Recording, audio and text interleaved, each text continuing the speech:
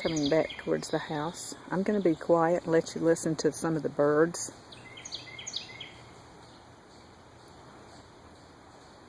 We could have this yard certified as a bird sanctuary, I'm convinced, because we have all the things that we need available for them.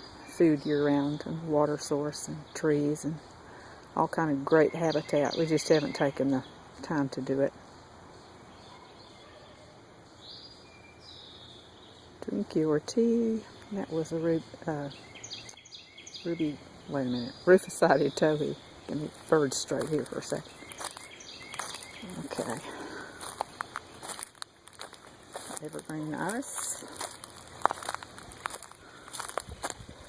They're just sagging a little bit. That's okay. They've done their thing. They've made me proud. And this is our waterfall with a few koi. The pond is quite shallow. And the first thing I taught my grandchildren was what to do if they ever fell in. And what I told them was stand up, because it wasn't deep enough for them to drown in if they just stand up. So, anyway, virtues, I guess, of having a shallow pond.